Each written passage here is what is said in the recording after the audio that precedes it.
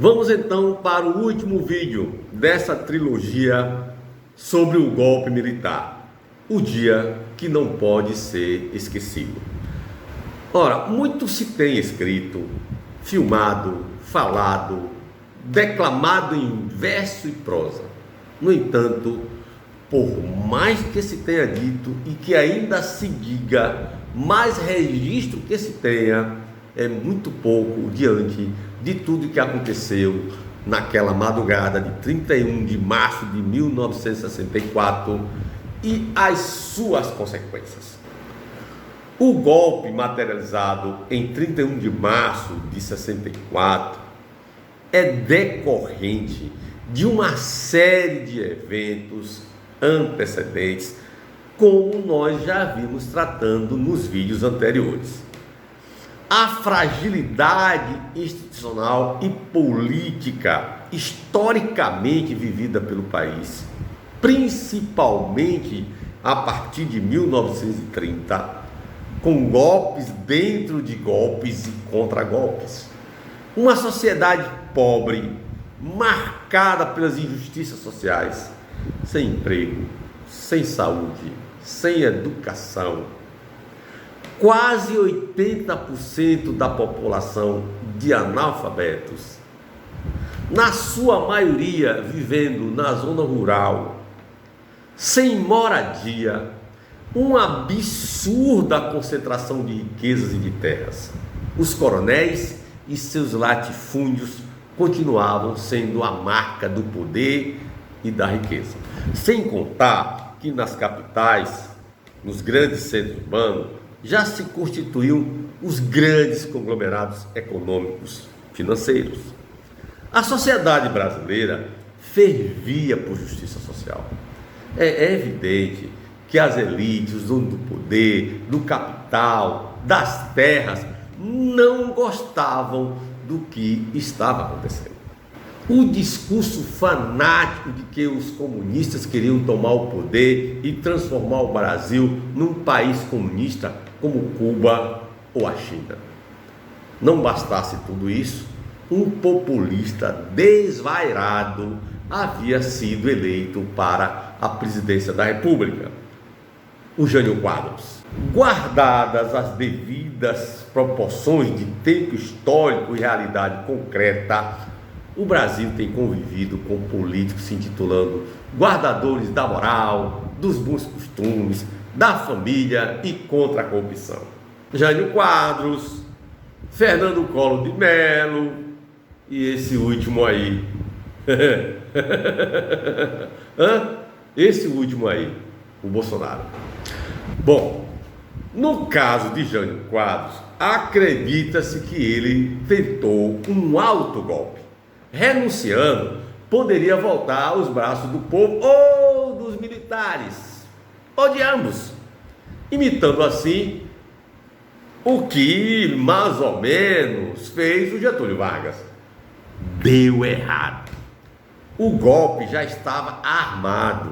Portanto, o golpe de 1964 foi resultado de uma articulação golpista realizada por civis e militares na passagem de 1961 para 1962. A posse do vice João Goulart, o Jango, não era algo aceitável tanto pelas forças conservadoras internas quanto pelas forças externas, os americanos, não vamos esquecer disso. Jango era considerado muito à esquerda. Importante lembrar que os 100% de aumento do salário mínimo no governo do Vargas era quando ele estava no ministério. Ainda tinha a sua estreita relação com o sindicato e com as lutas campesinas. Jango assume depois de uma panaceia política, inclusive liderada por Tancredo Neves, que ficou um tempo como primeiro-ministro. Como João Goulart defendia uma política externa de independência em relação ao governo americano e uma política econômica interna de uma melhor distribuição de riqueza, principalmente em relação às multinacionais. E assim, os americanos passaram a financiar grupos com a intenção de minar o governo do Jango.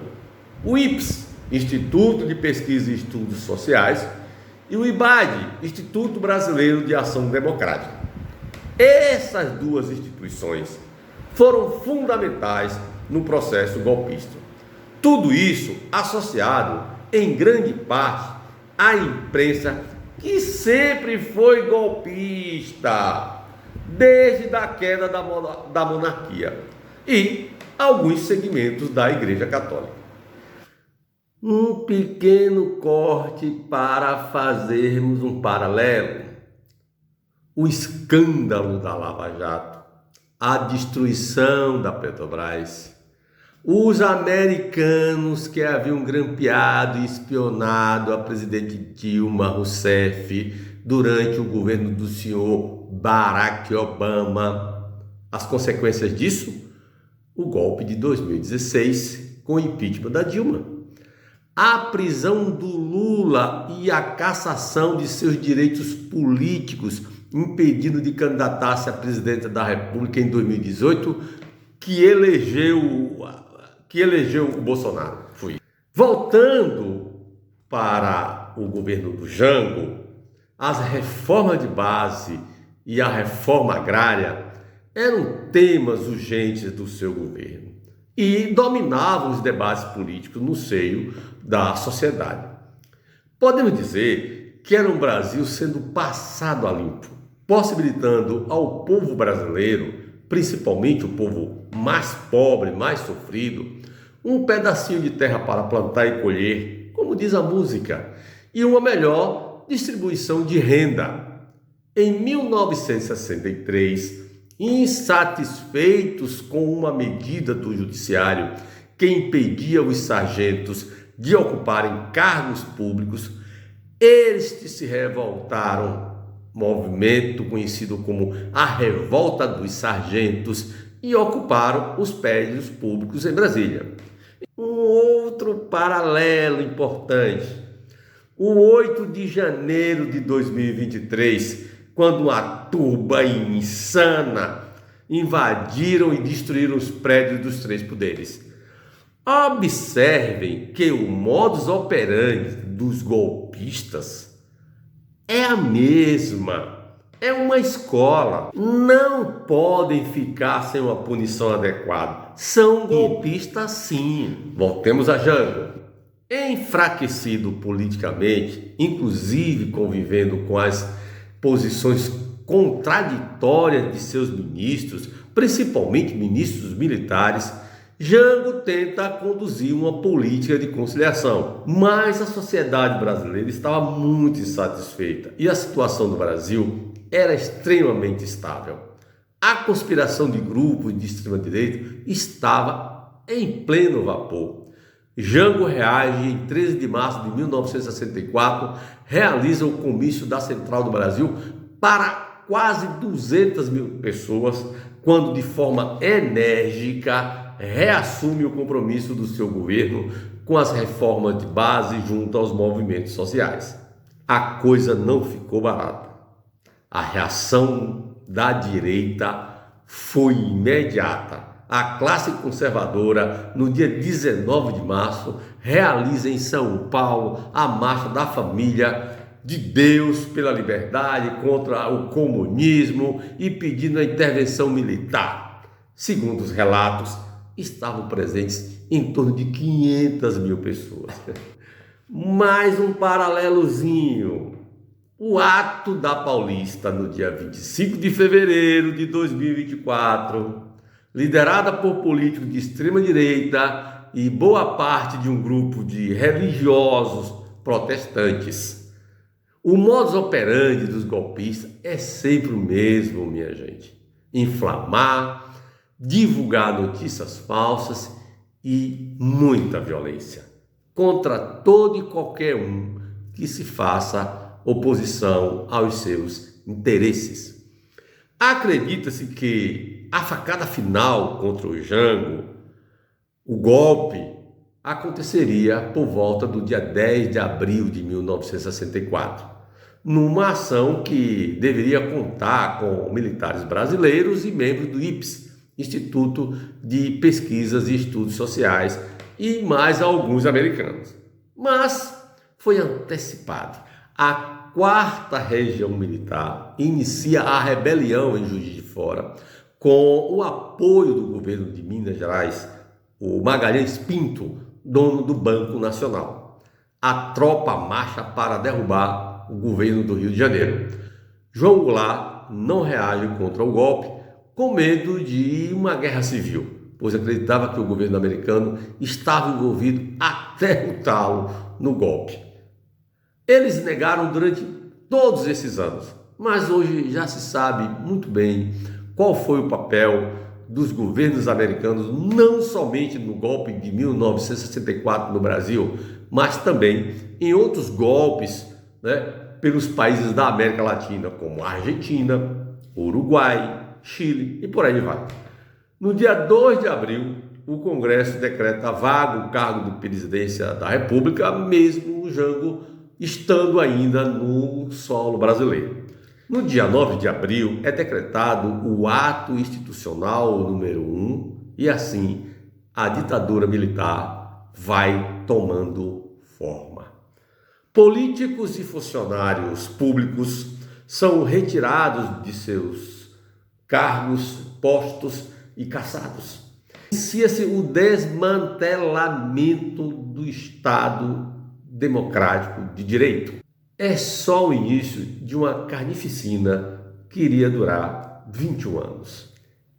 E isso não vou contar nesse vídeo. Quem sabe farei um outro somente sobre o período da ditadura. Mas deixo umas dicas de leituras e de vídeos que podem ajudar a compreender um pouco do que foram os 21 anos da ditadura militar. Lamarca, Capitão da Guerrilha, tem livro e filme. O que é isso, companheiro? Filme.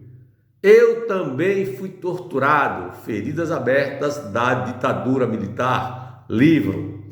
Memórias do Esquecimento, Os Segredos dos Porões da Ditadura, livro. Guerrilheiras, Memórias da Ditadura e Militância Feminina, livro. Existem muitas obras, livros, filmes, vídeos. Como eu falei no início, mesmo sendo muitos, não conseguem contar tudo sobre esse período ditatorial do Brasil. Os mortos não voltam para contar as suas histórias. Os vivos, parentes de uma parte dos mortos, lutam até hoje pelo resgate da verdade e a prisão dos culpados, como foi na Argentina, com a junta militar, no Chile, com Pinochet. Mas ainda existem os mortos, e que devem ser muitos, que não possuem parentes vivos para continuar a luta pela verdade. Ou, como no caso de indígenas, pois a verdade vem se revelando aos poucos, quem lutará por eles? O que realmente sofreram? Quantos morreram? Muitas perguntas ainda sem respostas. Precisamos passar isso a limpo e informar corretamente a juventude brasileira, de uma forma crítica, para que a população, principalmente esses jovens, não fiquem nesse estado de ignorância sobre o que foi a ditadura militar. Precisamos passar isso a limpo, sim, e informar criticamente a população brasileira, principalmente os jovens. Penso que isso é possível sim, mas como educação, como prática da liberdade, como apregoa o nosso querido Paulo Freire, tanto na formação de professores, quanto nos programas das escolas, na educação básica e no ensino médio e também nos cursos de formação no ensino superior. Paulo Freire foi caçado, preso e exilado, porque queria apenas alfabetizar politicamente o nosso povo. Brasil, nunca mais.